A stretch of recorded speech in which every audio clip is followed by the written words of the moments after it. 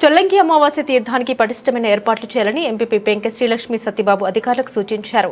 కాకినాడ జిల్లా కరప మండలం ఉప్పలంక మొండి వద్ద ఈ నెల 18న జరిగే చొల్లంకి అమావాస్య తీర్థానికి సంబంధించిన ఏర్పాట్లపై సమీక్ష సమావేశం మండల పరిషత్ కార్యాలయంలో ఎంపీపీ శ్రీలక్ష్మి సత్యబాబు అధ్యక్షతన శుక్రవారం జరిగింది.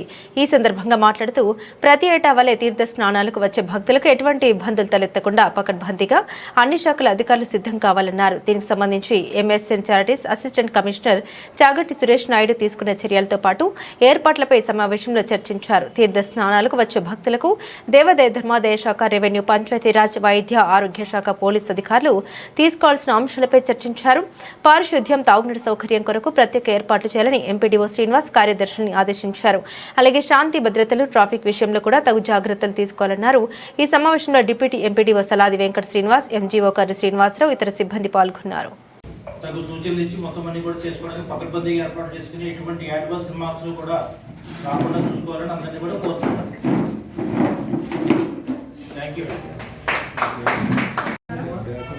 చల్లంకి తీర్థానికి మనం ఏ విధంగా ఎవరికి భక్తులకి ఏ ఆటంకం లేకుండా ప్రతిదీ కూడా వాటర్ కానీ చిన్నపిల్లలకి పాలు కూడా అరేంజ్ చేస్తే బాగుంటుందేమో నా ఉద్దేశం. భక్తులకి ఎవరికి కూడా లోటు లేకుండా వాళ్ళ దగ్గరుండి మీరు సహకారాలు అందించాలని కోరుకుంటున్నాను. నమస్కారం. అక్కడ ట్రాఫిక్ డైవర్ట్ చేయడానికి చెప్పేసి ఏపీఎస్ఆర్టీసీ వారికి లెటర్ రాయడం జరిగింది. అలాగే ఏంటంటే ఆ రోజు మనకి కోఆర్డినేషన్ మీటింగ్లో కొంతమంది ఏంటంటే అక్కడ స్నానం చేసేటప్పుడు ఏంటంటే పశువులు అప్పన్న ఎద్దులు వస్తూ ఉంటాయండి, ఎక్కువ వాటికి స్నానాలు చేస్తుంటారు.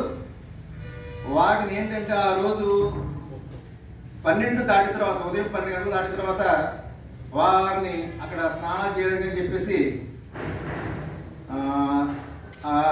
12 గంటలకు రమ్మని చెప్పేసి అక్కడ ఉన్నటువంటి తాళరేవు, కాజులూరు ఎంపీడీఓలు కూడా లెటర్